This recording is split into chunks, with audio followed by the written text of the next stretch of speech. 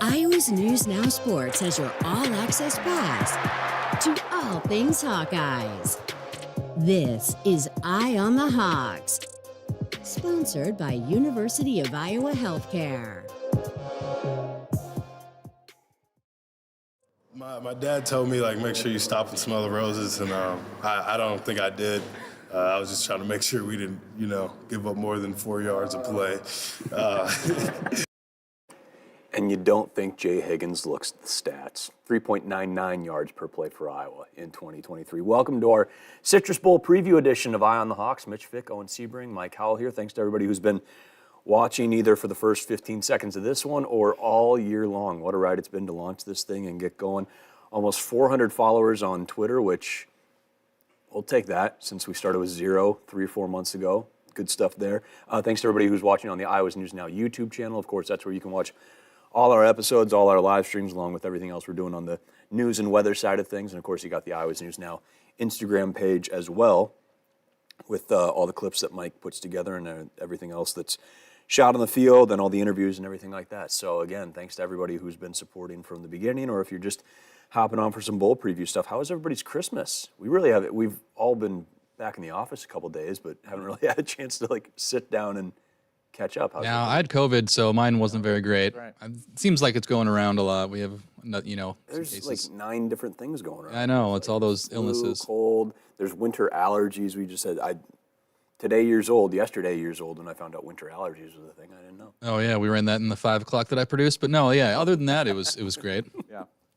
Let's see. I feel like this December really did fly by this year. December normally goes by like just any other month, but I think that I was just enjoying some time off. I left town for a little while. I hadn't had consecutive days off since mid-August pretty much, and so I wanted to go out to see my grandma who lives outside of Colorado Springs, so I made a road trip out to Colorado for a few days and spent some time out there, did Christmas with the family then after I got back, so we celebrated on the 23rd and 24th. Then I've just been back hanging out here putting together a whole bowl special for Eye on the Hawks. It's going to be airing on Thursday and Sunday, I think. Yeah, and it is crazy, kind of just the football season. I can't imagine being a player or a coach just because we do the podcast twice a week. Our schedule is not as busy as the players and coaches, but I can't imagine their schedule is just all football all the time, and it probably wears on you after 4 months. And on top of that, it sounds like the team had to sit on the tarmac at CID for an extra 3.5 hours or so yesterday before taking off for Orlando. They're just wrapping up, I think, their first practice there in Florida right now. It sounds like some of the media that's already there getting to talk to players. Mike's got some video we'll show you of the team boarding the plane. This was around 10 o'clock yesterday morning. They were supposed to take off around 11. Tons of flight delays all around the country, really a lot in Florida as well yesterday. So that 11 a.m. flight ended up not leaving CID until like 2:44. They didn't get to Florida till right around 6 o'clock local time. But a lot of talk about that quarter zip from Phil Parker right there. For those that are watching on the YouTube channel, the white script Iowa. Kids would say it's fresh. Fresh, quite fresh. Have we ever ruled out that it wasn't a saboteur wearing orange and white? I don't know, but also if you're watching on the YouTube channel, I had a few people point out the subtle, their words, dip down to Cooper DeJean, crutchless, walking onto the plane. I felt bad. I was still in the CID waiting area when the true freshmen that aren't playing, that are probably redshirting, were getting on, and there was some freshmen there crutching up those stairs, and I do not envy that. That clip got some play on social media, too, of Brian Ferentz walking in. Yeah, so Brian, with the team, obviously, there was some talk last week during availability about, he's going to be looking for another job, maybe looking for another job right now already in the process. But if he was going to get a job, would he still be with the team? Obviously he is, so one more ride. I couldn't imagine him leaving mid-bowl prep for it, but there's that. And, of course, once they touched down in Orlando, the big news from Jay Higgins finally dropped. We were wondering what the son of Roy and Roy himself, Roy IV, would do for 2024, and he's coming back. A pretty simple post on social media that just said, "I got more to prove." And Jay Higgins and his 155 tackles so far in 2023 will return in 2024, a team captain, first team All-Big Ten, a lot of All-American honors. Asked him, Jay, last week just about his reflections on 2023 and, You heard him say his dad had told him to stop and smell the roses. Hadn't had time to do that. Has had some little time to do so after Indy. And so here's Jay on what his thoughts were on waiting for a chance in Iowa, and then just rolling out and having the 4th most tackles in a single season so far in Hawkeye history and all the accolades that have come with it. I feel like I feel like everything's been moving fast, though. But this last month between the Big Ten and where we're at now, everything slowed down for me. Just a real appreciation for what our team has done over this year. Just proud of myself and obviously what I did this year. And I understood it was a long road to get to where I'm at, and I'm appreciative for every roadblock that was in my way to help me. That's quintessential Jay Higgins there, isn't it? Thankful for the roadblocks.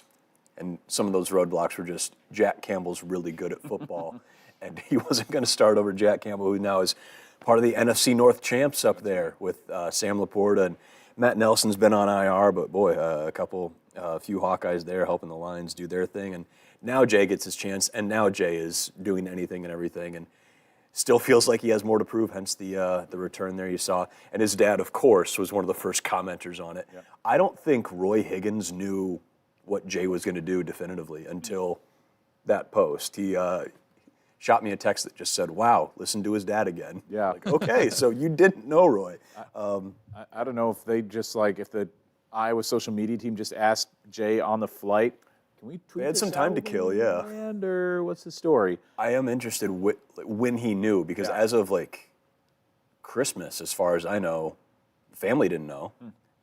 So I don't know if it was a case of on the plane he says something and they have something like that readily available. I mean, the flight creative team does a pretty good job just throwing anything and everything together really quick. But yeah, I'm wondering when he told them, and the process of when that graphic gets put together and everything. And boy, David Eichholt just tweeted the GIF of dominoes falling after that announcement was made. And as I looked through the list, I think we're going to get into of the guys who could potentially stay or go from this Hawkeye defense, especially.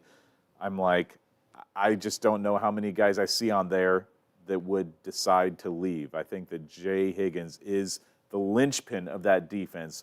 With him coming back, a team captain returning for another season, I think a lot of these guys are going to want to come back and play alongside him. And we're going to hear from him also later in the pod about Iowa just never has a ton of guys opt out of games. Yeah. Tyler Goodson, I think a few years ago did. They even play. Was that the 21?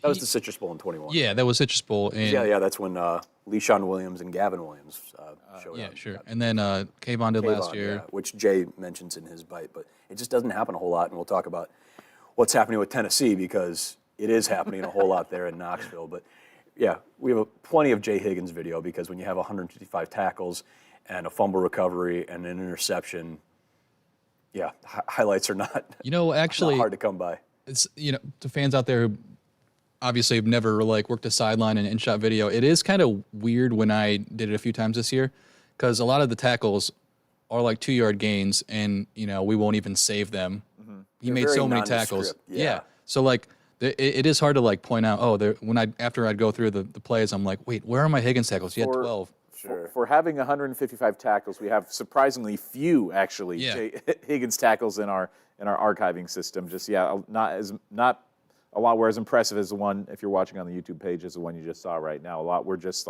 assisted tackles, ones that he just kind of came in there at the last second with a big scrum of people and was in there on the tackle. Yeah, important tackles, but not stuff that you'd put in the highlight package for 10 if we're only have a minute of highlights, For sure. We were, again, just watching all those on the YouTube channel, and he had 18 against Utah State. We saw one in there. We maybe saved one or two others. Because, again, it's productivity. He's one of those guys that his quote-unquote highlight reel might not have these bombastic plays. He's got the interception against Purdue. He's got the fumble recovery against Wisconsin. But in terms of just hard-hitting tackle, the one he had on the goal line at Northwestern, there's 6 other guys around him, so you don't get that full, great visual. Mm-hmm. But the stat sheet don't lie. Mm-hmm. That was a great play, highlight too, but you can't really see it from the field angle. You see more Kyler Fisher on the backside kind of finishing things up. And again, you've got this swarm, no pun intended, of Hawkeyes all around just because in a goal line stand, you're not going to get a whole lot of good ISOs. But you brought it up. There's a whole list here of guys who have decisions to make. We know Nick DeJong's already made his decision. He'll come back for his 6th year. Kirk has talked about him being maybe the most versatile offensive lineman they had. He plugged in for Jennings Dunker during the Big Ten championship game at right tackle, but he's going to come back for another one. I believe Pella native coming back. Yep. So great to have Nick in there. Speaking of another Nick who, according to Brad Heinrichs with Swarm, has gotten an NCAA waiver approved to come back after missing a big chunk of his last year at Virginia. Nick Jackson, partner in crime there in the linebacking core, has the decision. So we're going to go through this list. Stay or go. We'll start with Nick Jackson, who I imagine wouldn't have applied for a waiver if he wasn't considering coming back. What do you guys think? Is Nick Jackson with the Hawkeyes in 2020? Which we should address that, like, I had just totally ruled him out because I knew he had played he'd played for sure the way beyond the minimum in each of his seasons, but Mike, you pointed out the reason why he was able to. Yeah, it was a Hawkeye Insider article I was reading yesterday because we were going back and we were looking at the games played, and it was like over the 4-game minimum or whatever it was. Yeah. He was, according to this report, he was given it to because his season in 2021 or was it last year? It was last year, ended early because of that shooting that killed 3 football players. Yeah. So I think the waiver, and nothing's like come out from Iowa football. It's all from Brad Heinrichs, right? That report. I believe that's the one that people are citing. Yeah. So it'd be like a hardship waiver that his season ended early because of that. Yeah, which is tragic. Exactly. Yeah, but I have to think though, to Mitch's point, that if Nick applied for that waiver, then he's got to be coming back. I mean, he's a guy who I think could play in the NFL one day. He's not going to be. I mean, maybe his ceiling might be 6th-round draft pick, something like that. So I think that he for sure would come back next year. I'd be shocked if he decides to go. He's a guy too that really bought into the program. You could tell from talking to him all year that it seemed like I wouldn't say had an epiphany, but really enjoyed his time here and enjoyed his coaching. So it wouldn't surprise me, especially if you apply for it. Why wouldn't you use it? I'm sure he'd like to have a full year at Iowa. He's been here since August, which is true. Wild to think about. Nick Jackson, who ended up, as we were kind of hoping, we saw what he did with the Cavs, and an all-ACC quarterback.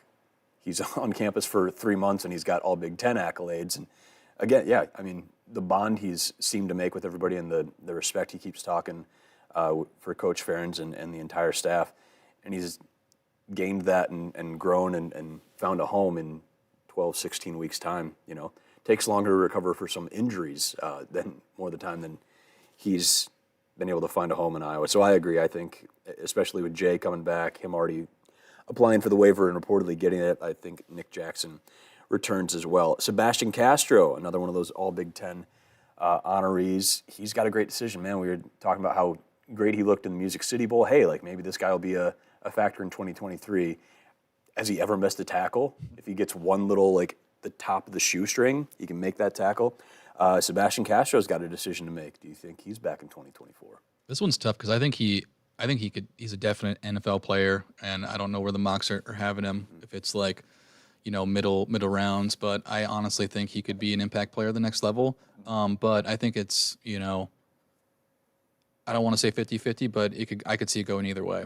Some of these guys in the secondary, it's tough to say, and again, it'll take maybe one more domino to fall before they make their decision on when to return. But it would not at all surprise me to see Sebastian return. I'd say I'd be at maybe 75% thinking that he comes back for another year. I think that he, as much as he proved to people this year, I think that he feels like he could improve his draft stock even more with one more season where he could maybe vault up to a 1st or 2nd round pick with another great season like he had this season. And there was talk about him potentially getting snubbed for some Big Ten honors. He might feel slighted by that, feel like he wants to come back and potentially prove people wrong and get some first-team honors. I'm probably right in between you guys. I think 60-40. I think he'll come back, but I wouldn't be shocked at all if he left, just because I don't know if it's just you watch the film and it's that it factor thing of dude doesn't miss tackles. He hits so friggin' hard. It's just all the there were so many times you watched him, particularly that Wisconsin game, where you're like, he's an NFL player. Where it's just those moments.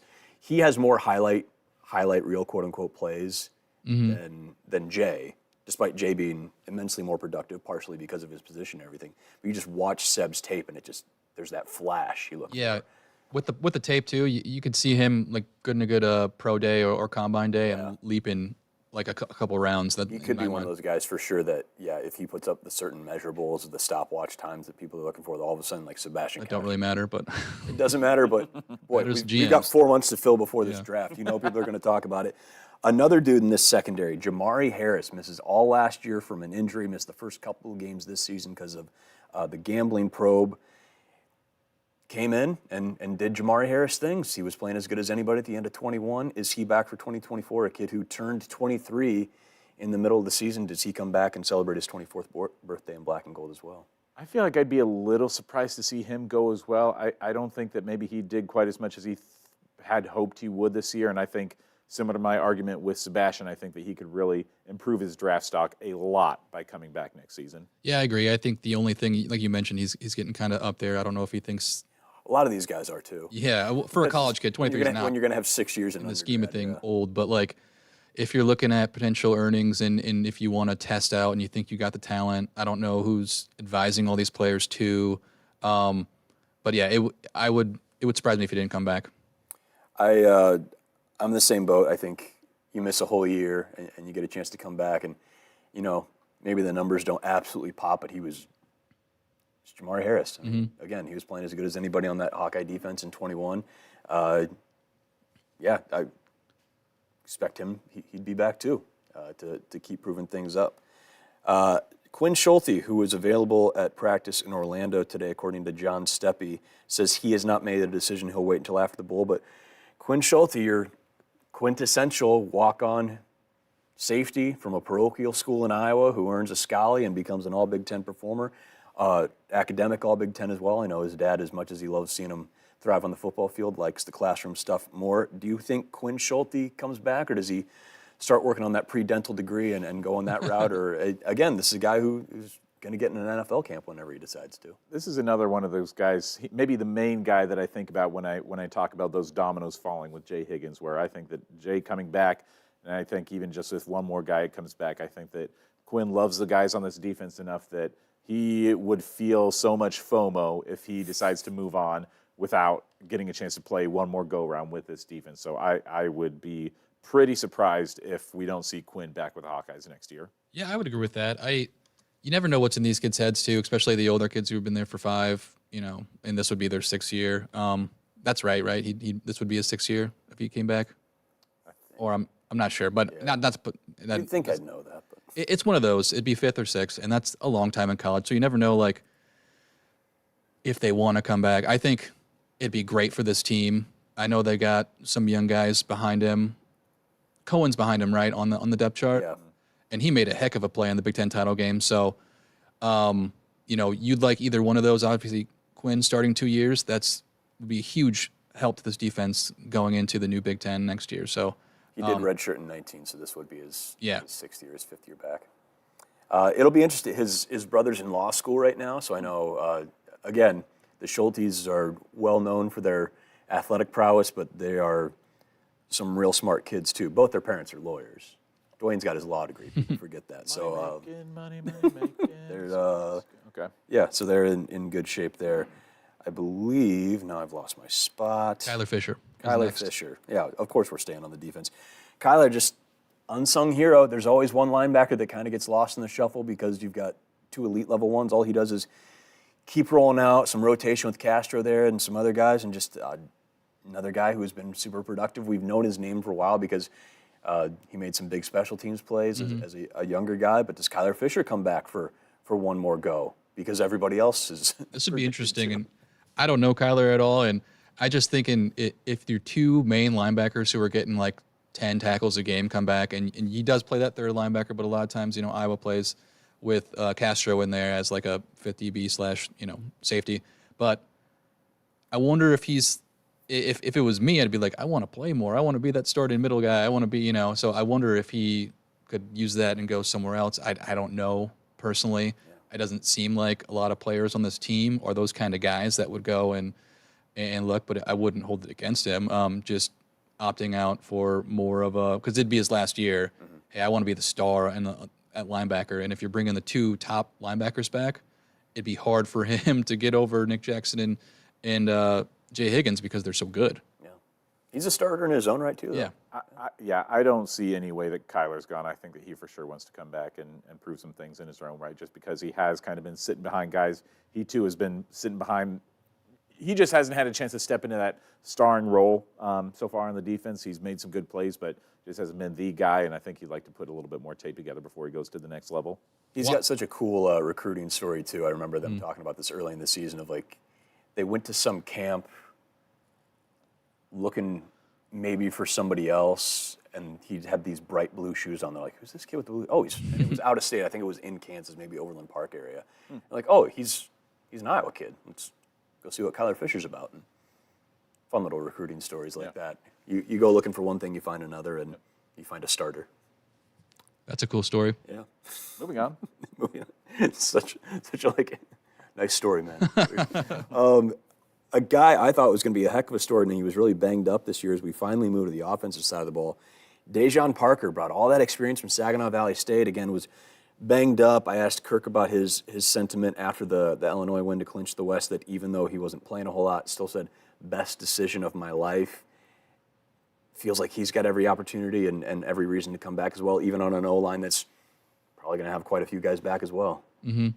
Yeah, these, again, each one we go down, it's like, without talking to him specifically, it's hard to tell. Know. I would say he comes back just because he's one of the guys that we thought preseason would get a lot more playing time, and the offensive line did get better through the season, but it wasn't like at the level of Iowa offensive lines in the past. So I wonder if just all those guys coming back with an added year of experience, with more coaching, that could rise to that elite level, and maybe he gets in the rotation next year too more.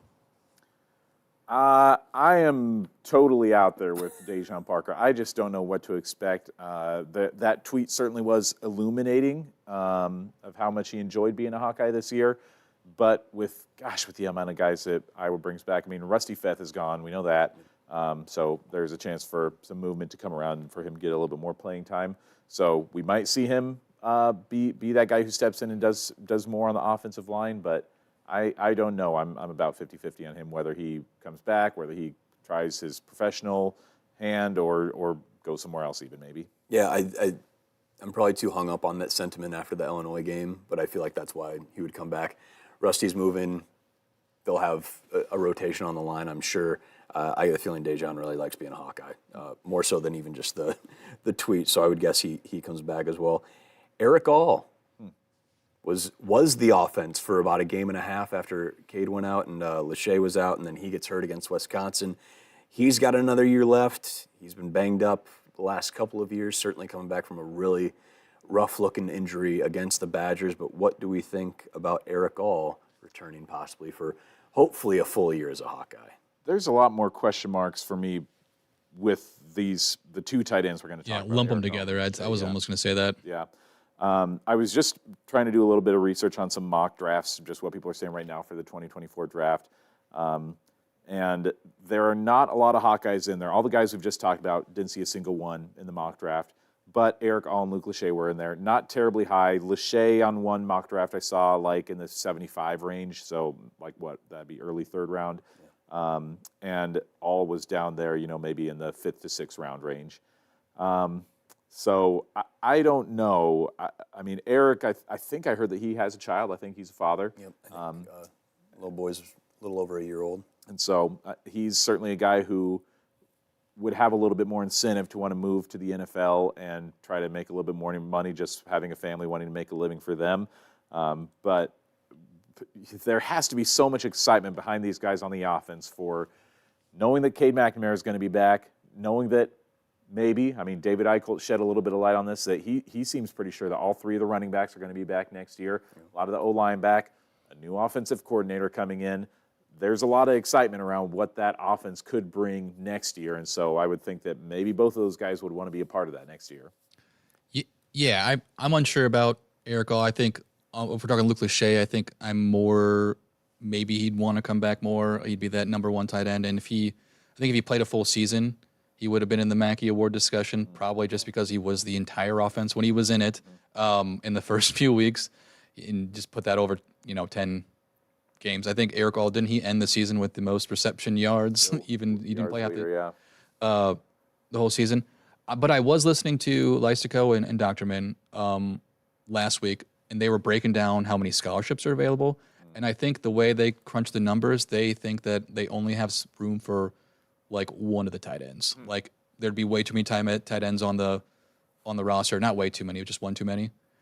So they kind of predicted that only one would come back. So I don't know what the exact scholarship. You'd think that they'd make room for these guys, but when you promise recruits are coming in and stuff like that, there is a hard cap. So I'm not crunching the numbers. I'm not smart enough to do all that stuff, but that's just what I've read. So to me, when I'm looking at it, I think one of them comes back, but I don't see a scenario where both of them come back. It's got to be so tough for Eric to, I imagine a big reason why he comes to Iowa, aside from the fact that they do really well with their tight ends, is that Cade comes here, and then you get 5 games together, 4.5 really. It's brutal. So it's, as much as I agree with you guys that it probably makes the most sense that out of him and Luke, he'd be the more likely one to leave because of everything that's been discussed. Man, to come to Iowa City and have all that excitement and hype and then get 4.5 games, 4 games and a quarter with the guy who was kind of the catalyst for you coming here in the first place. Be really, really tough. And yeah, the scholarship math and everything seems, a lot in the weeds. It is way too much in the weeds. Dissect all that. Who knows if the next, whoever the offensive coordinator, if Sure, they and we'll talk about that here in a bit too. It certainly helps, I think, for guys who want to see that draft stock rise. Just how well Sam LaPorta has done this year. I mean, I feel like a lot of NFL GMs are going to see geez, I mean, the Lions just kind of took a flyer on this guy LaPorta in the second round, and he was a second rounder, right? He was a second rounder. And look what he's done this year. He's not the rookie of the year, but certainly first team all rookie team. I mean, top 5 rookie of the year candidate. He might be rookie of the year. Dude, CJ Stroud. CJ Stroud's been beat up though. He hasn't played the last few games. Yeah, he hasn't played the last 2 games. Oh, really? And even with him in, I mean, it wouldn't surprise me if they gave it to the quarterback though, just because they're a quarterback league, and I think he's coming back.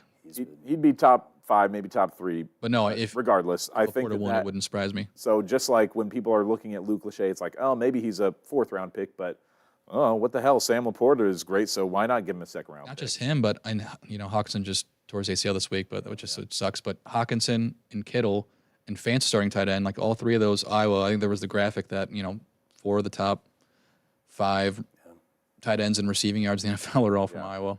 That can make a difference right away. I mean, these guys are coming out and they're doing things their first year in the league. Sure. Well, how about Luke Lachey? Obviously, does his leg against Western Michigan. Doesn't sound like he's healing up well, but he's trying to get back to the bowl. Doesn't sound like that's going to happen. But does that bring him back for 2024?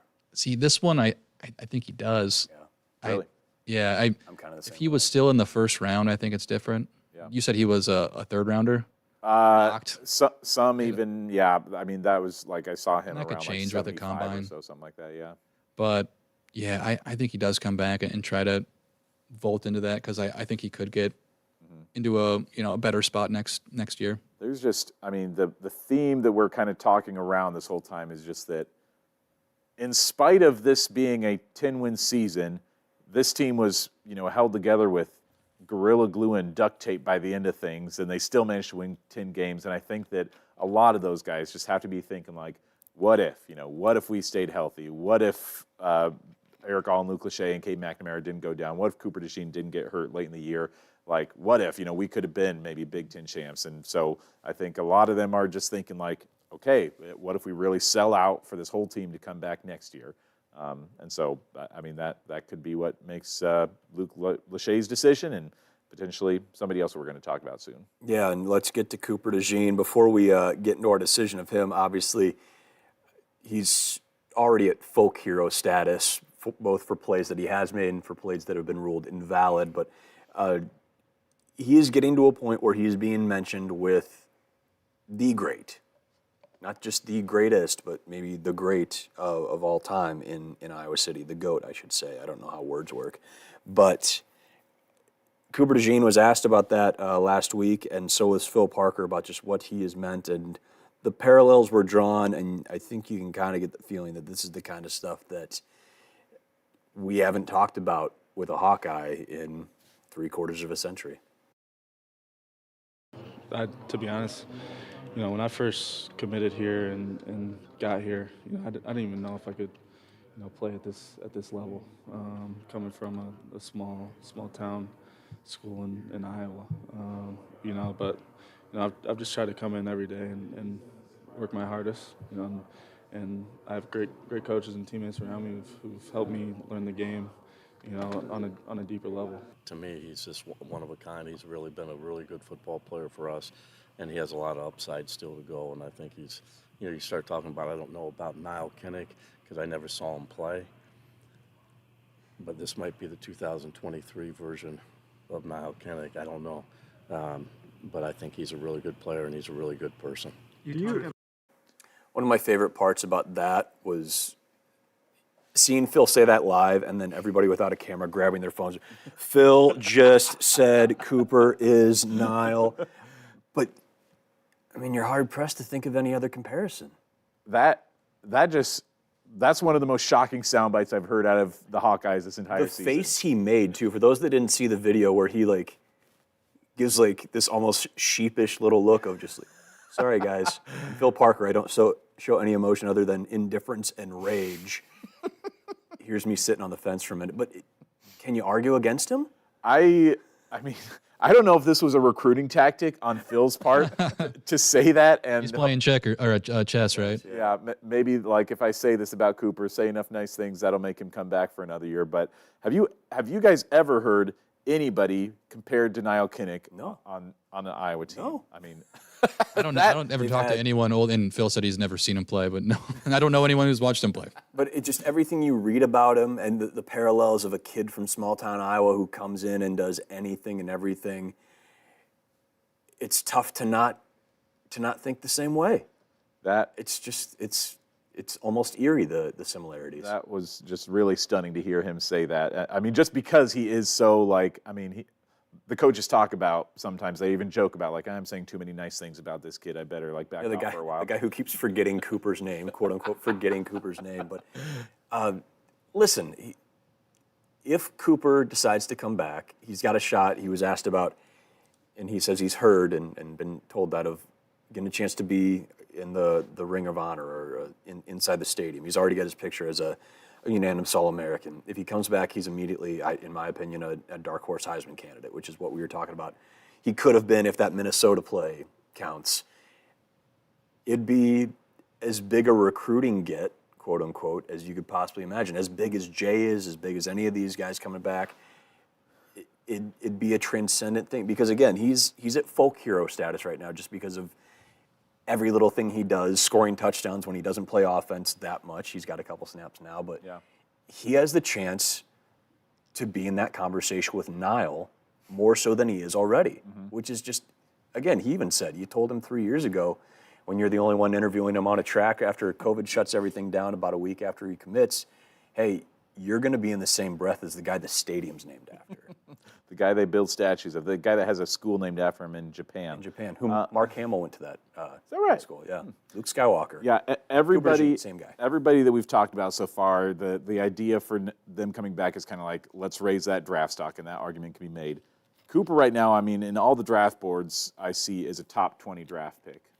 And I don't know, I mean, I guess he could raise his draft stock a bit more. I mean, I don't know if anything he does could make him, a top 5 draft pick, but he could go up, to the top 10 or something like that. But overall, it's what more could you want than being a first-round draft pick? And so he has the biggest decision of anybody on this team, just knowing what's at stake for him. He's got the biggest on the line. That's what it boils down to, if he's going to come back or not. I mean, if you're a first-round draft pick, that's millions of dollars in bonuses right off the bat. So, financially, that's the smart play. But some people have different priorities, and that's totally fine.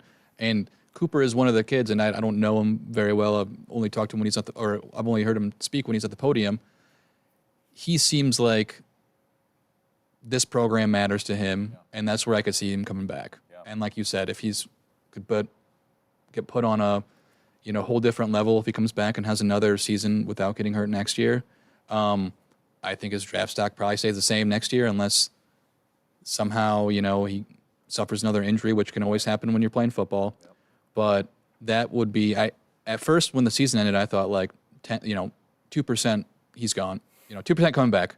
But now, as it's progressed, it seems more and more like, I don't know, maybe he could. ESPN's latest mock does not have him in the first round. Really? From a couple weeks ago, Matt Miller's. Wow. So I don't know if they know something or if the injury, if they're predicting that, stretches itself out so somebody gets a Sam LaPorta-esque value pick in the second round of like, oh, well, this guy's still here and is immensely productive. We'll take him there. I really don't know, but yeah. It's amazing how many incredible players have come through the Hawkeye program and how few are on the Ring of Honor. I mean, that is a very, very elite number of people that are on there. And for Cooper DeJean to have a chance to come back and be like, dude, just replicate what you did this year. And you don't even have to improve. Just do what you did this year, and you're on that Ring of Honor for certain. We did the Hawkeye Top 70 this last year, and it's like, if we had done that 2 years from now, it's like Cooper DeJean could have been, again, even just now, he could have been a top 20 potentially person on there. And if he comes back for one more year, he could be one of the greatest Hawkeyes to ever suit up. So what's our thought? Is he back? I would say I am leaning more towards him coming back. I'd say I'm like 60% that he comes back. With Jay Higgins coming back, he's going to have I think Jay's going to recruit him, yeah. a lot of recruiters on that That's what this whole trip to Orlando is. It just reminded me of that. I don't forget where we were, but I think it was after a game, and Jay was like, you guys won't, always doing Cooper stories, and I don't forget what we were talking about. It was after Quinn's pick against Oh, that's right. That's right. You guys love a Cooper DeJean story. Again, Golden Gavel Award winner Jay Higgins, by the way. That was cool for him to get that. That's the award for a player that interacts with the media or is most open and generous with the media, I guess. It was cool to see Jay get that. Yep. But yeah, we'll see. I'll be an optimist. I think he does come back, but then I have like all these players come back, so I don't know how that works out with all the Scullies that they need to. But if Cooper DeJean decides to come back, they'll figure out the Scullies. No, not him. Just the other 9 guys we just thought. That's the other thing too. Is like, if these guys want to come back, they'll figure out a way to make it work. Well, Cooper's technically already on the books because he's a junior. He's underclassman. What's your percentage? I'm probably where you are. He has the chance to become a legend, more so than he already is, and I think money's going to be there. Mm-hmm. He's got a chance to do something really great, and I can't fathom him wanting to have his career end with a broken leg at practice. That's just a tough way to go out. Sure. Also, in the same vein of Jay maybe playing recruiter now, Cooper has spent a lot of time. We've got that video after the Illinois win of him and Cade coming off the field together. He has been side by side with Cade a lot. Saw him in Indy like that too. I bet Cade's doing the same thing. And it feels like that bond is really, again, like trauma and injury has brought a lot of Hawkeyes together over the last few months, but it feels like Cade and Cooper have been really close because they've had to be on the sidelines there the last few weeks, month or so. And I wonder if Cade's really working to let the speculation begin about Cooper's role in the offense in 24 there too. But I wonder if Cade's doing everything he can to get Cooper DeJean back as well. So basically, we think everybody's got a shot. It'll be fun. It would have been different though if Jay didn't announce today. Yeah, I mean again, dominoes. Yeah. As Eichholt would say, there it is. We'll take a break, and then we'll talk about the other recruiting job the Iowa Hawkeyes have to do in the offseason after this. Better sleep means better morning. Start your morning waking up on a Restonic mattress. At Corcoran Furniture, we are Delaware County's largest Restonic mattress dealer. We have great prices on Ashley Furniture and the largest selection of Restonic mattresses, featuring the Marvelous Middle, giving you more support where you need it so you can sleep soundly. And it's made for you right here in Iowa. So if it's a crossword, coffee, or the morning news, let Corcoran Furniture help you start your morning off right. Visit Corcoran Furniture in Manchester or shop online at CorcoranFurnitureManchester.com. All right, we spent about 40 minutes talking about the future decisions of a bunch of 20-somethings, so we'll move in now to the grown-ups and what they're doing on the coaching side. The search for offensive coordinator continues. The job has been posted by the University of Iowa now for 2 weeks exactly, so that's the minimum it has to be up. We'll see if maybe it gets taken down here. Kirk, though, last week talked about he's been focused on the game and the Citrus Bowl, trying to get a team to 11 wins, at least 11 wins for the 5th time ever in program history. He says he hasn't really done a whole lot on the recruiting side for the offensive coordinator position. Obviously, this will be Brian's last game there before he moves on to whatever is next for him. Here's Kirk for about a couple minutes last Monday, talking about what he's done so far, as well as discussing and being asked by a couple guys about Paul Chryst, the former Wisconsin head coach, and relationship there. He's been named the rumored, as well as Joe Philbin, who some have even said it's more or less a done deal that the former Green Bay Packers OC and Miami Dolphins head coach now helping out with Ohio State if he'd be back. So here's Kirk on that whole spectrum of things as it comes to the OC search. But I've made all 3 phone calls. I'll give you that. A little tidbit, 3 phone calls so far. Hopefully get one more in this week. And then, we'll really turn our attention to it when we get back here. Because, you got to have some face-to-face meetings and those kinds of things. But I feel really, based on what I know right as I stand here right now, I feel total confidence that we'll have a really good person here. And I think there's some strong interest from people that would make a lot of sense that really fit. And I think will fit what we need. And, so it's going to work out just fine unless the bottom falls out. It could always happen. But I'll promise you, too, there's going to be a new market of people out there in January. What's your February. What's your relationship with Paul Chryst, respect level? I've always had tremendous respect for Paul. I think it's publicly stated. And, he did an outstanding job at Wisconsin. Ironically, he really did a great job. And that's, since we got here 25 years ago, that's a team we've been chasing. At that time, they were the champs, and we weren't. We're obviously not. So that's the program that we've really aspired to try to, compete with. And, the good news is the last 5 years, we've got more wins than they do, and I'm happy about that. Not that we can't do better, but, I've always had great respect for Paul. He's a really good person, really good coach. How about Coach Philbin and someone that you've been around for so long, and how important and what a fit that would be? Well, I got great respect for Joe, too. He's a tremendous coach here. We caught a lot of crap for hiring him out of Harvard. I guess, would have been good if it was a junior high quiz, but not for football. So, but he did an excellent job here. He's an excellent coach with Green Bay. I think they set records when he was a coordinator there. Had a cup of coffee as an NFL head coach, which is how that works typically. And, I got great person, great football coach, and, no question about that. Sounds like we've got a couple Tennessee supporters in the YouTube comments. We will talk about Tennessee here in a little bit. Just a lot to unpack with the Hawks. I haven't talked about them. I've got a lot of nice things to say about Knoxville, so stay tuned. I've heard it's a great. We've got a colleague who was a UT grad outside of this building. Camille. Oh, Camille, of course. Yeah. Camille Gear from WQAD, correct? That is correct, yeah. Yeah, one of our sports colleagues is a proud volunteer for sure. Oh, and you said you lived in Knoxville, right? Didn't you? Yeah, about. I was a photog at WBIR, the #1 station in Knoxville. They're Flex. the NBC affiliate down there. Flex, yeah. I was like, yes, I think they are the Fox affiliate too. Yeah, I worked at the best station there. Best one? Yeah. Incredible station. Oh man, love that place. Cool. But yeah, great city. I would move back there in a heartbeat if there were a possibility of that happening. I really love Knoxville. It's like perfect climate, right between the south and the north, where it's like gets a little chilly. You get 4 seasons, but just beautiful weather year round. Keller Chryst, Paul's nephew, who's an offensive analyst for Iowa, is a former Tennessee quarterback. Okay, wow. He was a team All captain. the world connecting right now. Team captain in 2018. Of course, he started at Stanford, and maybe that's a connection that brings Paul to Iowa City. What do we think about the OC search? Do you guys have a favorite? Pat Hardy's report was a week and a half ago, was that it's a done deal with Philbin, according to somebody he knows he really respects their opinion and their insight and their connections. We don't know yet. Yeah. It doesn't sound like we'll know until sometime next week, if not later. I think either one would be a good fit for this program. I think if you were just a national college football fan and you looked at him, you'd kind of scoff, like, of course. Because Paul Chryst, when he was at Wisconsin, similar style to Iowa, running the ball, that's your first thing. But that style gets mocked nationally.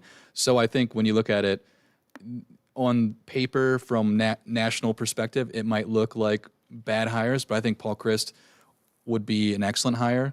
And that's who I kind of, as a fan, would prefer. And, only because I'm a Packer fan and you think that I'd like Philbin, but I always thought it was just Rodgers who carried the team to a Super Bowl in 2010. Just if we're going to go off my Packer fandom. If we want to do that. I was wanting to get to the bottom of that because right after his name first came out, you said something about like, oh, he sucked as the Packers OC, but I don't think he did. I mean, yeah, helped him win a Super Bowl, right? Like, what's your beef with Philbin? Oh, we just should have went to more Super Bowls around that time.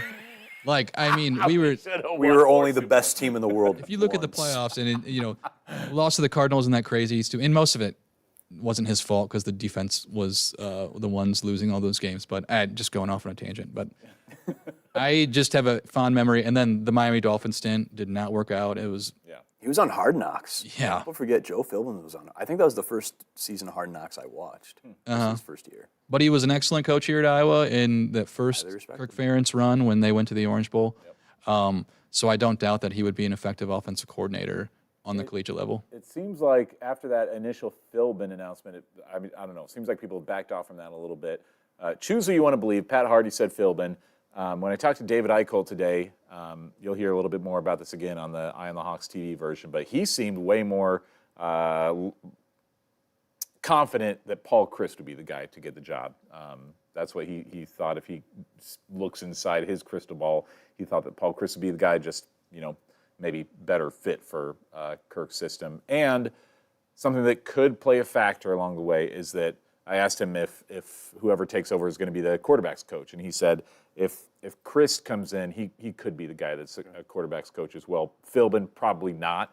They would probably go with somebody else, but if that is something they're looking for, Chryst would be the guy. That's added benefit. I don't think I know Brian was the quarterback's coach this past year, and it's just when you look at that, you're like a former offensive lineman. I know he's a great position coach, offensive lineman, tight end, but how effective can someone with that background be at coaching quarterback? Who knows? There's some good questions in the comments right now. Ari Gold, I want to throw out your way. How much will the next OC actually get to change any of the offensive strategy? I don't think the strategy and philosophy changes, but I think play calling approach and play design approach, that can certainly change, and people will tell you that makes all the difference. Yep. People weren't huge on Greg Davis's tenure, I guess, overall at Iowa, but you go back and look at those box scores, those teams put up numbers, particularly in the past. I mean, Jake Rudock, again, ran out of town. Rudock had big games on the ball, and a lot of it was just get guys in open space, whereas Brian's, I think, is a lot more meticulous of, like,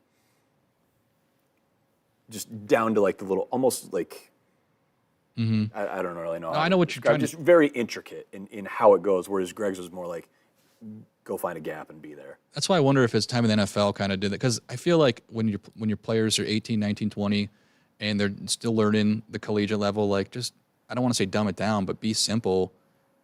Yeah, especially if you've got dudes that can get open and go make plays, just let them go do that. I did think in terms of the quarterback coach, so Jimmy Sullivan is this kid out of Fort Wayne who is the quarterback commit. Was that just last week that he committed to Iowa? Yeah. And usually when these commits are like posting pictures from their visits or whatever, it's typically with Kirk and then either like their side of the ball coordinator or their position coach. And John Budmeyer was in the picture with Jimmy Sullivan and Kirk Ferentz, which told me, like, is he the acting quarterback coach? Because normally you're not going to get an assistant to the head coach or an analyst in a recruiting picture. So it feels like John's got some sort of bigger position, which we've kind of talked about for better part of a year now, is probably in the wings. That makes sense. Again, but if Paul Chryst rolls in, and I'd probably side with Eichelt's thought and your thought of the guy who's won more Big Ten West titles than your head coach, if you can bring him in on the staff and everything that he did. I mean, that Wisconsin offense, kind of like Iowa's, not flashy, but when they had their hog mollies and had their backs, that team moved the ball as good as anybody. That'd be a heck of a pickup. But if Joel Philbin is your quote-unquote consolation prize, that's not a bad way to go. A guy who's seen a lot of football, has coached a lot of football, and has spent this year with Ohio State, and that's a team that knows a little something about offense. The biggest thing that could change, I mean, obviously, like, play calling and situational stuff is a big thing that's going to change from one coordinator to the next, but development is another thing we've talked about a lot, especially at that quarterback spot. And, I mean, that development just has not been there the last few years, especially when we had Petrus and Padilla around. It just wasn't happening. And so you got to hope that with Bud Maron's staff especially, that quarterback development takes another big step. Speaking, go ahead. Oh, along those same lines, I mean, having a healthy Cade. I mean, like, We haven't seen a healthy no, Cade yet. and Ari, the same guy on the comments made this. Will he be healthy, and is he reliable? Like, those are two huge questions. Like, if he is, I want to say he wasn't 100% like when he was playing, and that limited the offense with the bootlegs and stuff that they like to run. If he's not up to speed, that will change how this offense is run. So, I mean, and then obviously with all the injuries they faced in the tight end spot, if that happens again, like, then you can't expect the offense to make a major jump. They do need like tight ends, and if it's Lachey, whoever comes back, and Addison Ostrenga, I feel really confident about those guys moving forward next year.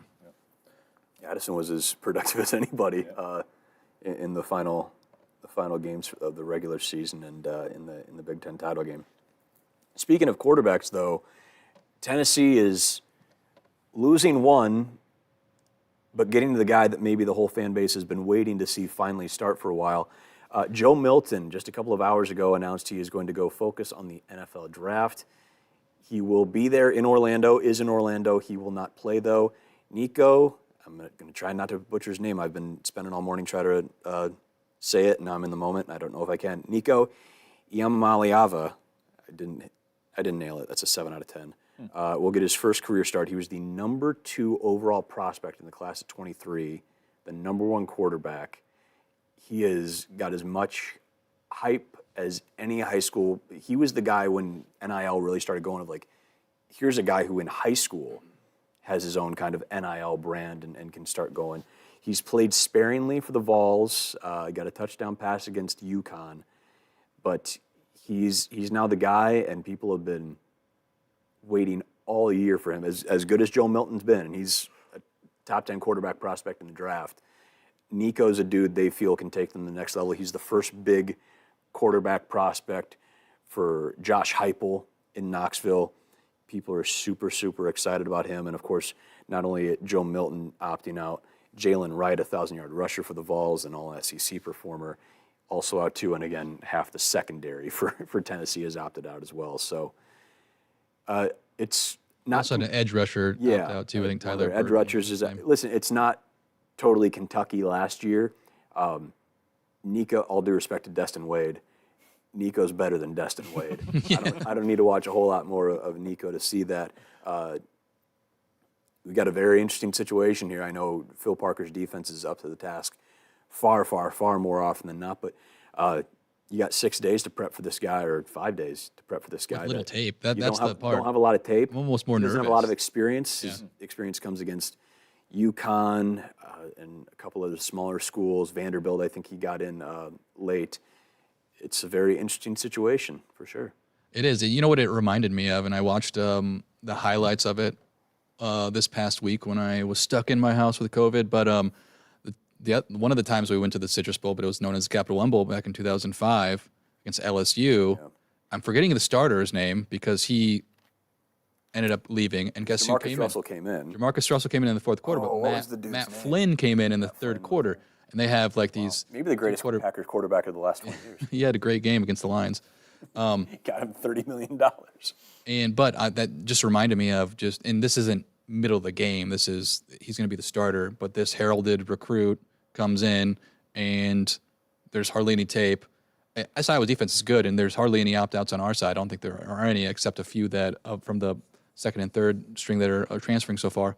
But that always concerns me when you have this quarterback who, has a lot of talent. You don't know what he's capable of, He's big too, 6'6", was listed at 200. I know they've made an effort to get some more bulk on him. Marcus Randall was the LSU starter, because I knew it was a lot like Jamarcus Russell. Mm-hmm. But Nico Iamaleava, I think I got it that time, will be your He's almost on Tua status where you just say the first name. No, Tagovailoa. You mentioned the low opt-out numbers. I asked Jay about this again last week. He hadn't made his decision yet. A couple of guys for Iowa in the transfer portal, but I just asked him about it. Seems like every year, aside from Tyler Goodson and Kayvon Merriweather, not a lot of guys opt out. They want to come back and play. And just asked Jay about the philosophy of that and why so many Hawkeyes don't decide to skip out on their final game? I just think it's the culture we have here. There's not like the coaching staff is telling us, hey guys, don't opt out for the bowl game or anything. But I don't know. That's just not a thing here. Like guys just don't really do that. Just being a leader, I wouldn't want to get my defense here and then tell them I'm out of here. You know what I'm saying? So it just doesn't sit right with me. I feel like a lot of guys feel that same way. And you sit out the bowl game. It's not the worst thing that can happen. Last year, Kayvon decided to do that. Obviously, he's a starter in NFL, so I think that worked out for him pretty well. And then we saw what X could do. It's not the end of the world, but a lot of guys here just don't do that. Mike saw this, and we'll clarify for people watching on the YouTube channel. Jay has gloves on, not because he's a germaphobe, because they literally walked off the practice field into interviews last Monday. So I noticed that I think both sound bites we had, his hands are the first thing in the shot. And you're like, why does he have linebacker? Why does he have gloves on right now? He was fresh off the practice field there. I want to invite if we do still have some Vols fans in the YouTube comment section, feel free to sound off and put any input that you might have for us, just because our knowledge of UT is a little bit limited right now. So feel free to let us know if this Nico kid if you have any special insight about him, or if there's anybody else, just because I know that this Tennessee team is a whole bunch of question marks coming into this game. There are some fun Iowa ties with Josh Heupel, though. Josh Heupel played collegiately at? I don't know. School or something. Oklahoma. Okay, yeah. Where his head coach was Bob Stoops. He was recruited to Oklahoma by a man who revolutionized offense. Chuck Long. At Iowa Wesleyan. Oh, no. Mike Leach. Okay. Josh Heupel was like his first recruit. Wasn't Chuck Long on that coaching staff, too? He might have been, yeah. Yes. He was our OC. I don't know. A year or two. Mike Heupel was there. Mike Leach was the OC in this case. Okay. I read Leach's autobiography last year after he passed away, and there's a really fun section about him just like hyper focused on Josh Heupel and bringing him in, and he was like, "This is the guy that's going to make my offense go," and all that. Yeah, worked out pretty darn well for him and the Sooners. So some fun Iowa ties for Josh Heupel, who is one of those guys who reminds me and probably anybody else listening to this that we're not that young anymore, because I remember Josh Heupel playing college football. But he's had a heck of a coaching career, and a lot of folks hope he's the dude in Knoxville. There's been flashes, and again, Nico is his quarterback. We will get to, after the break, our picks for Iowa's game. We'll go into the CFP, and of course, Iowa State's in Memphis right now, getting ready for a game in a couple days against Memphis in the Liberty Bowl. So we'll take a break, and we'll make those picks after this. Bauman's has been selling quality clothing for over 100 years. We carry a wide selection of men's and women's clothing. We recently expanded to offer a great selection of shoes and accessories. We have the area's best selection of both big and tall, and can outfit anyone from the farm to the office to a casual night on the town. Bauman's is a proud family-owned business, and we're excited to continue the tradition of quality clothing and unmatched customer service since 1909. Visit us for all your clothing needs. I've been fact-checked, Owen. So I have some information. I had a Dakota connection for Heupel. I couldn't remember what, but yeah, he was from South Dakota. He went to Aberdeen Central High School, and then went to Weber State for a couple years. Wait, is it Weber State or Weber State? Weber State. I never remember. Weber State, then Snow College, then just spent his 1 year at Oklahoma. In 2000, Heupel's one season at Oklahoma. Chuck Long, former Iowa quarterback, was his quarterback's coach. A couple years later, of course, Chuck Long was the co-OC with the Sooners, but that 1 year in 2000 when they won the Natty that year, right? So, yeah. That was Chuck Long and Josh Heupel holding it down. I believe you said Snow College. I think that's where Damon Powell came from. That's a bit of a deep cut for the Hawkeye receiving corps, but he came to Iowa City as a JUCO transfer, and small but speedy, man. Hey, that dude could fly. We have another Iowa connection for Snow College. Here's a good one. Jackson Vroman. Remember him? Former Iowa State kid. That's right. Get out of here, that name. Star Latulele, if you remember him. Bronco Mendenhall. Yeah. Snow Community College, Damon Powell, yeah. Yep. Aaron Boone. Booney. Aaron Boone, there you go. go. Aaron Bleepin Boone, Garrett Bowles. Yep, they've got some. That's Matt a guy. Asiata. That's a guy who's managed a game at the Field of Dreams. Yep. All right, let's get into these picks here. We're going to start with Iowa State. That's the first game on the docket. Cyclones, one of the bigger surprises in the Big 12, you could argue, in all of FBS. Just decimated by the gambling probe, but came up and have had a really, really nice season. We're in the fight for a Big 12 division title there and going to a title game there for a bit in November. They are a 10.5-point favorite, despite being the road team, literally playing Memphis in the Liberty Bowl. That's a 2:30 kick Friday on ESPN. Do we think the Cyclones can not only win but cover by more than a score and a half? Do we think now that the season's over that, I don't want to say it because Henderdecker's season was out, but that it was, in hindsight, and I don't want to say a good thing that it happened, but like Rocco Beck's good. He's a good really quarterback. Good. He's grown a lot from that Iowa-Ohio back-to-back, wasn't that back-to-back weeks, whatever, Yeah. those 2 losses. But yeah, come 7-5 after those 2 weeks, that's really impressive, their names. It's also, and this is getting a little off topic and in the weeds, but man, Iowa State so many times over the last 15 years has had a guy shine for half a season or a whole season. You're like, they've got their quarterback now, whether it's Steele Jantz or Sam Richardson or Jared Barnett or Jacob Park or Austin Arnaud, he started quite a few games. Brett Meyer was a multi-year starter, but really post them, they've had so many guys. You thought we're going to be the next the one. dude, and then it's just Jacob Park ends up transferring. Steele Jantz doesn't finish in Iowa State. It's, I hope that doesn't happen to Rocco Beck. I really like this kid. He's fun to watch. Well, he announced yesterday he was coming back, so Well, yeah, I didn't know if he actually was going to hit the portal, but Yeah, I was like, well, he's a freshman. I keep forgetting the portal's a thing still. I'm like, oh, why wouldn't he come back? He's 19 years old. Yeah. He's going to be a fun one. I hope he stays names, and I hope he has all the success in the world. But does he lead the Cyclones to that bowl win in Memphis? I don't know if this is breaking news or not. I just checked out of curiosity, but Hunter Deckers is no longer on the Cyclones roster. I know for most of the football season he was on the roster. Oh, was he? Yeah. I just assumed he was. He was still there at least 3/4 of the way through the season. I checked to see, and he is still there, but he is not on the roster right now. Gotcha. I think another thing, and I was going to mention the opt-outs. The only person opting out I've seen so far is TJ Tampa. Made it official today that he's gone, which makes sense because he could be a first-round pick, first or second round. He was the only other guy from either of the schools that was a lock for a first 2-round pick after Cooper DeJean. Tampa's kind of a mid-second round guy, it looks like. I'm going to pick Iowa State to cover here.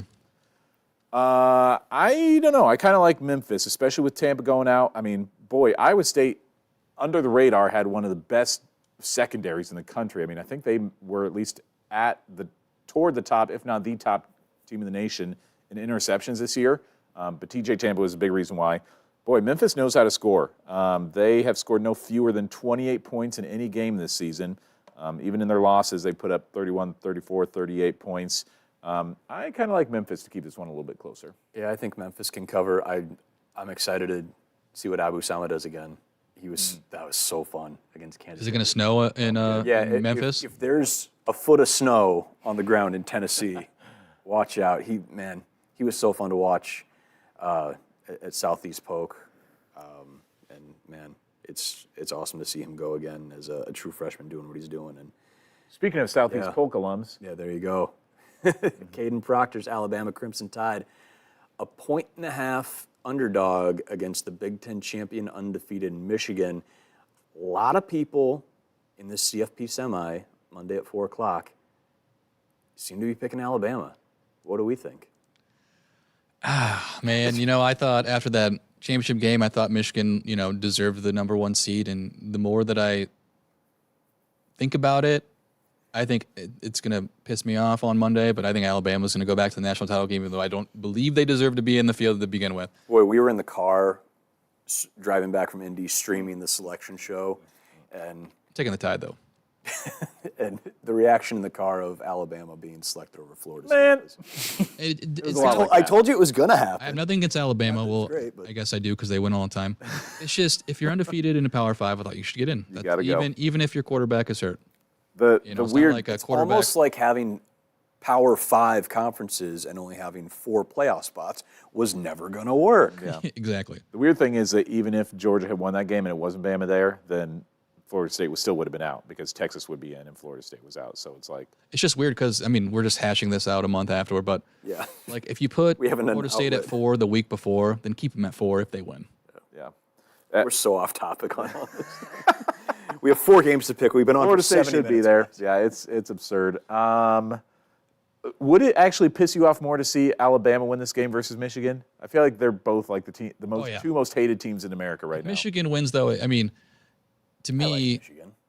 I have nothing against them because they just beat Iowa. Like, it's like, hey, you know why we lost and couldn't score against them? It's because They are- Michigan I is think- playing in the national title game. I think Michigan is like supercharged Iowa. I mean, the philosophies are very much the same, ground and pound. Except they cheat, so.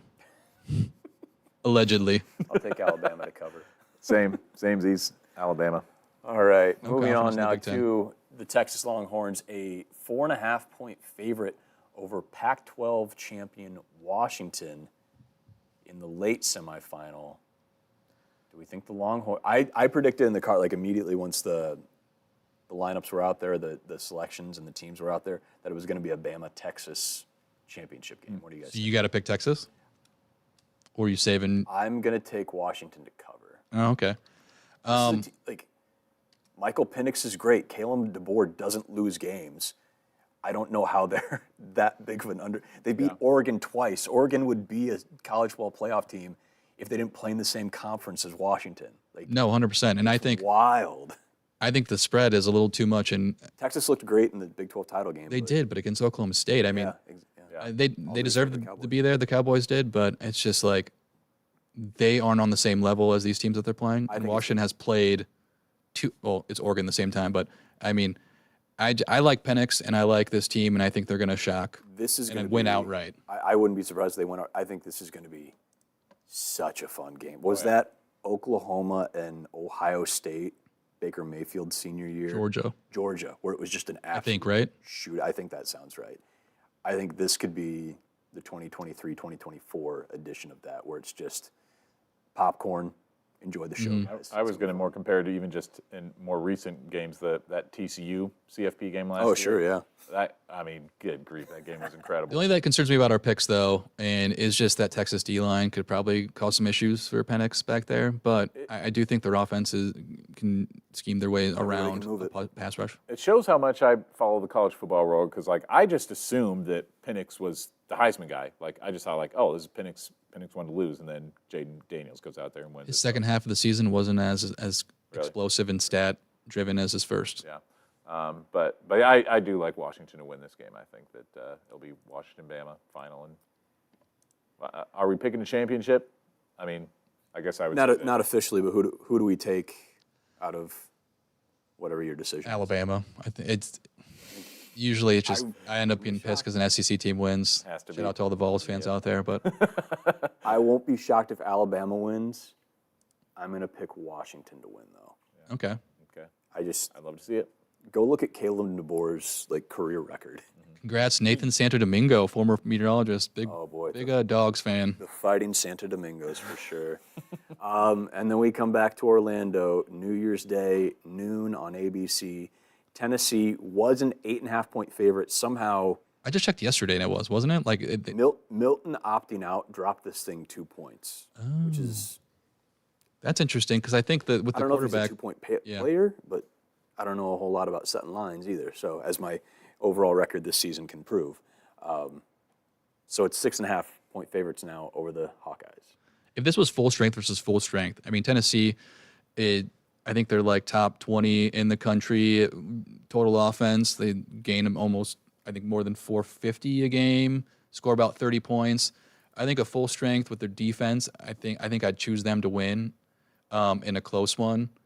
I think with all the opt-outs, especially with the secondary, I know Iowa has statistically one of the worst offenses, say it every week, but with those missing players on defense, you're going to have young players that need to step up and prevent, Iowa's offense from getting the necessary amount of points to win the game. I think if it was a closer spread, I might pick Tennessee, but I'm going to pick Iowa to cover that 6.5. I am still honestly really surprised to see Tennessee as a favorite with the amount of people that they've had opt out. I feel like especially with a freshman QB in there. I feel like their defense is going to just like make his life miserable in that game. I think that there are not going to be a lot of explosive plays. I'd be curious to see if they let the ball fly a little bit more with a super inexperienced secondary going out there. But I think that they can exploit their defense enough that I'm for sure, like this is an easy one for me to pick Iowa to keep it within 6.5 at least. I think Iowa keeps it within as well. Watch them lose by 7 and everyone goes out. But this kid is really, really good. Yeah. And I wouldn't be shocked, and maybe it's the old experience I have of watching Iowa play Terrell Pryor and a couple of, I mean, this kid hasn't proven to be Terrell Pryor yet, but he was very similar in terms of like the number 1 quarterback prospect, a transcendent talent who's also, I think Pryor was 6'6", and he was a couple years experience once he played Iowa, but just a dude who moves, who's that big, who does a little more against those were Norm Parker defenses. But interested to see what he does against, again, an Iowa defense that's going to be well rested. He's very stout, doesn't give up explosive plays, but we're going to learn a lot about this kid, and we'll see what happens with that. But I'll take Iowa to cover. Is there a Easy factor that Iowa, and this sounds cliche, but wants it more? The kind of the program that they don't have opt-outs. They won 11 wins. They'd be the 5th team in Iowa program history to get 11 wins. Yeah. Tennessee, in the SEC, I don't want to speak for them, but it's all about titles and championships, and that this is going to be a good game for Nico to grow and play his first start. I wonder if that has anything to do with it. It's a little cliche sports talk, but I get it, though. I feel like, I don't know if it's a matter of wanting it more, but I think the proof is there in the number of guys for Iowa that are playing this game regardless of what their decision is going to be. I think that speaks a lot, and we've heard so many guys talk about it. Just this team feels super, super bonded and together and familial, and I can't speak to how Tennessee feels and those guys because they're human beings and they've gone through their experiences together and had incredible highs last year too, and have dealt some stuff this year as well. But I mean, there are more Hawkeyes sticking around to play than there are Volunteers, and I do think that speaks a lot of just how much they want to be together. I don't know if that translates into quote unquote wanting it more, but it's, to your credit, sounds maybe a little cheesy, but it's college sports. We all get a little cheesy about it. Feels like a little bit, I don't know if it's more of an accurate term to say, like more to play for. And I think you put this in, and I didn't realize this in some of our graphics for the Eye on the Hawks TV version, that Tennessee has played in 20 more bowl games than Iowa, I think you said? yeah. I mean, I feel like a bowl game is a little more of a pedestrian encounter for them, maybe. Whereas I will preface it with Iowa before the Rose Bowl in '58. They didn't play in a bowl game at all, and Tennessee played in bowl games since '36. Really? So I don't know what's up with Iowa not accepting bowls, or I know they went undefeated in 21, didn't go to a bowl game. It's weird. I wasn't there. There's some history back there, so I'll just preface it with that. But yeah, go on. Ask Phil Parker. So I don't know. I feel like just a bowl game. I mean, Citrus Bowl is a nice bowl game, but it's a little bit more middle of the road for a program like Tennessee, and so Iowa has maybe a little bit more to play for. I mean, playing for that 11th win means a lot to them, I think. So maybe that means a little bit more to them. Yeah. Over under set at this game at 36.5. Riding that under still? Oh, that's a lot of points for an Iowa game. Feels like it. I'll go under with the opt-outs, and you got to ride the Iowa under.